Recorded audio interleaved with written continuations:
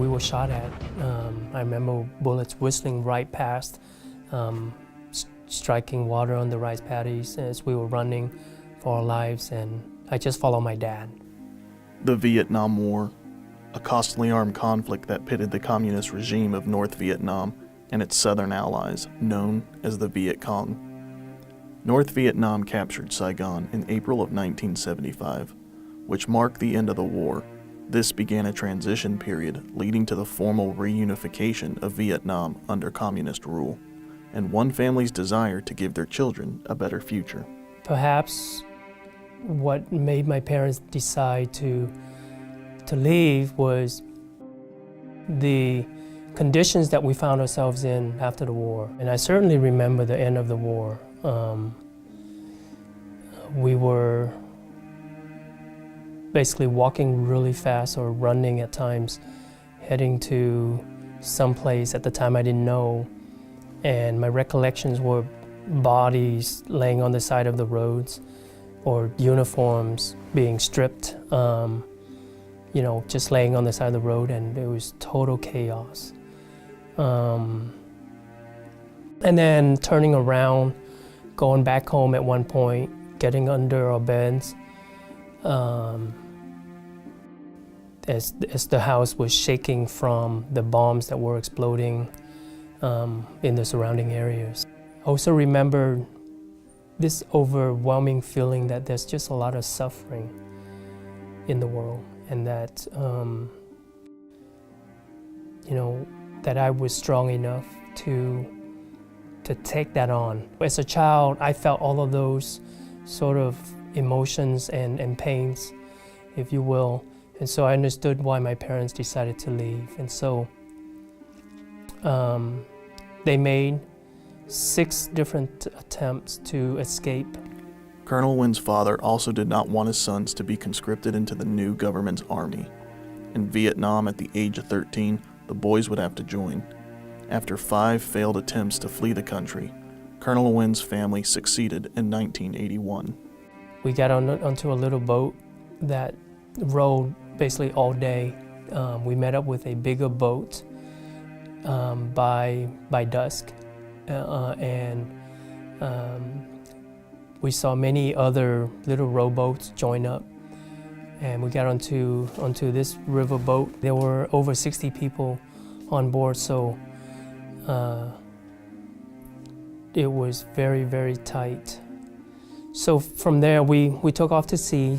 About 3 days into the trip, we were just floating. I remember passing in and out of consciousness within the first 24 hours. So I'm not sure what direction we were headed. The boat lost power, and we were just floating at sea in the South China Sea.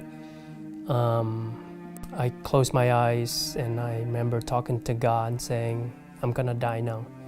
So as a 9-year-old boy, I was content and,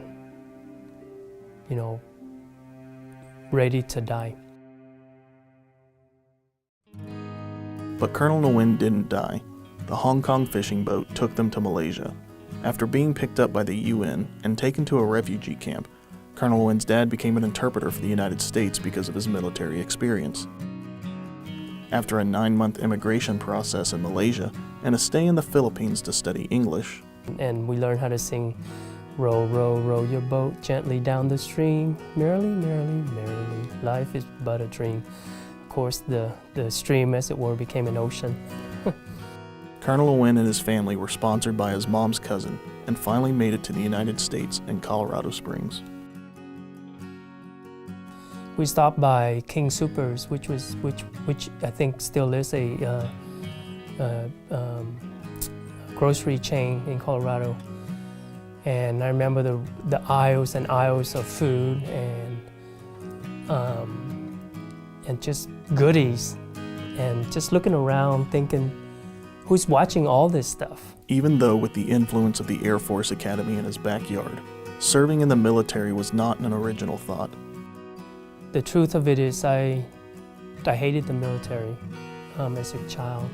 So anytime I saw anyone in uniform, there's a natural reaction to it, and that was probably from the war. After receiving an ROTC scholarship at the University of Colorado and a desire to make his parents proud, he decided to follow in his father's footsteps and join the service. If I had to be honest, I needed the discipline. And I knew that joining the military would help me with the discipline. Because growing up, I was more of a rebel. I had long hair, I had earring studs put in, and I was somewhat of a rebel. So I self-recognized that I need the military for discipline. It was now an interaction, with the internal dialogue that says, hey, you can really do this, and not only can you do it, but you need to be able to do it so that other kids who follow behind you can look at your example and say, you know what, I have someone I can look up to, that if I wanted to join the military and make something of myself and to serve, and I could do this. And then as I went along, I go back to a number of times to 1976, when I had those memories of looking up at the sky and saying, hey, I can take on some of the burdens, of the world. I can take on the hardships because I can do it.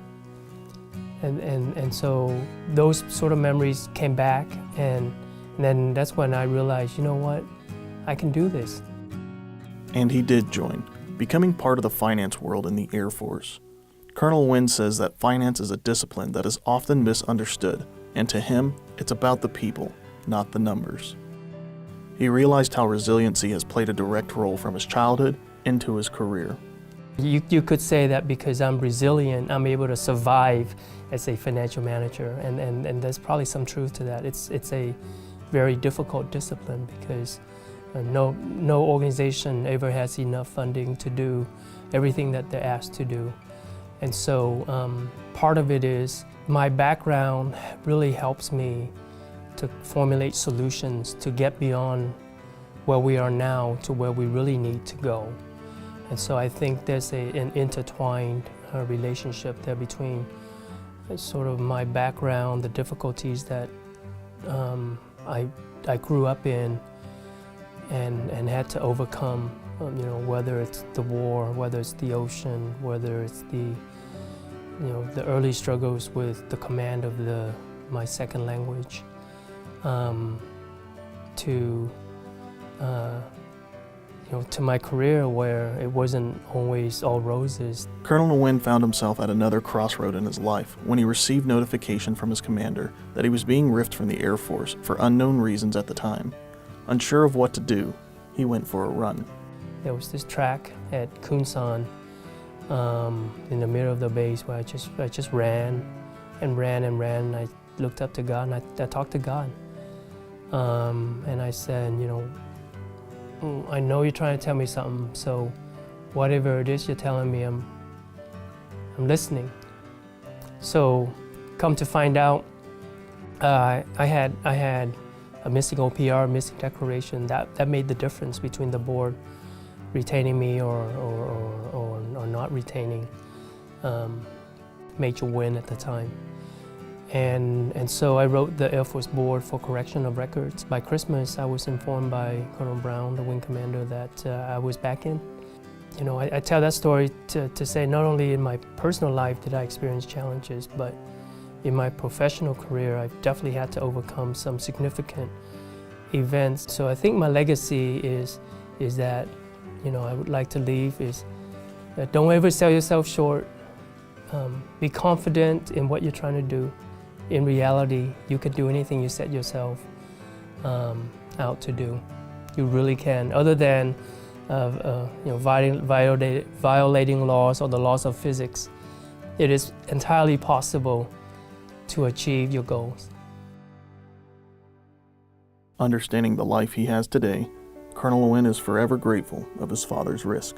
My dad certainly used the risk that he took on to take us to sea with the limitless things that could go wrong out there. because not every family made it. Some drowned at sea, some just ran out of gas and just died in their boats. But he reminded us of, on many occasions, of the journey out at sea and why he sacrificed. He often talked about how his generation never really had an opportunity to live their lives, because it was primarily fighting the war.